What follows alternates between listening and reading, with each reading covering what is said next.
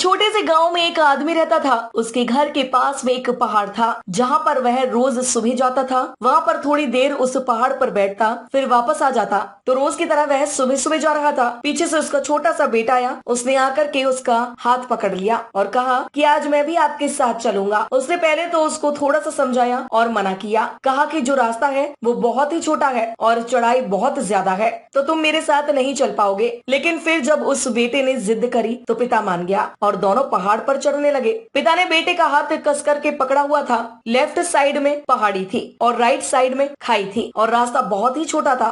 वो पहाड़ की चोटी पर पहुंचने ही वाले थे, तभी रास्ते में एक बड़ा सा पत्थर आया। क्योंकि पिता उस रास्ते से रोज आता था तो उसको पता था कि वहां पर पत्थर है, तो वह साइड से निकल गया। लेकिन जो बेटा था उसका ध्यान कहीं और था, तो उसका घुटना जा करके उस बड़े से पत्थर से टकरा गया। उस बच्चे के मुंह से एक चीज निकली और जैसे ही वह चीखा उसकी आवाज उन पहाड़ों में गूंजने लगी। इससे पहले उस बच्चे ने कभी भी अपनी आवाज की गूंज नहीं सुनी थी, तो उसे समझ नहीं आ रहा था कि ये क्या हो रहा है। वह अंदर से थोड़ा सा घबरा गया और उसे लगा कि शायद कहीं कोई है जो छुपकर उसे देख रहा है और उसका मजाक उड़ा रहा है। फिर उस बच्चे ने बोला, कौन हो तुम? तो जब उस बच्चे ने उस गूंज को सुना तो उसे गुस्सा आ गया। उसे लगा कि कौन है ये जो मेरा मजाक उड़ाए चले जा रहा है। फिर उसने गुस्से से कहा कि मैं तुम्हें छोड़ूंगा नहीं। और फिर जैसे ही उसने उस गूंज को सुना वह घबरा गया। उसके पिता समझ गए थे कि क्या हो रहा है। उसने अपने पिता का हाथ कस के पकड़ लिया और उसने पूछा कि कौन है ये जो मुझे इतना तंग कर रहा है? कौन है ये जो मुझे इतना डरा रहा है? तो उसके पिता थोड़ा सा मुस्कुराए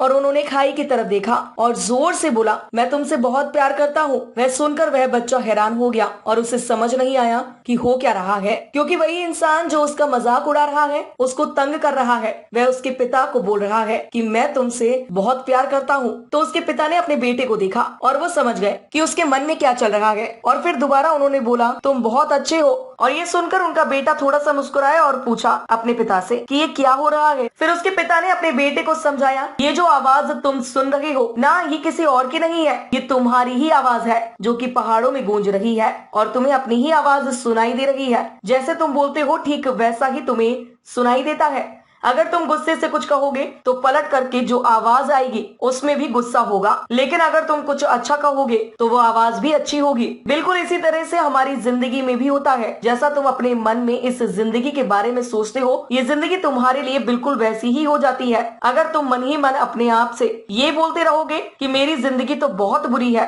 तो तुम्हारी जिंदगी सच में बुरी हो जाएगी। और अगर तुम अपनी जिंदगी से प्यार करोगे तो तुम्हारी जिंदगी भी तुमसे प्यार करेगी। ये बात उस बच्चे के दिमाग में घर कर गई और फिर वे दोनों उस पहाड़ की चोटी पर गए। लेकिन बच्चे के दिमाग में यही बात घूम रही थी और फिर वह बच्चा खिलखिलाकर हंसा और उसने अपने दोनों हाथ खोले और अपनी पूरी ताकत से बोला, मैं तुमसे बहुत प्यार करता हूँ।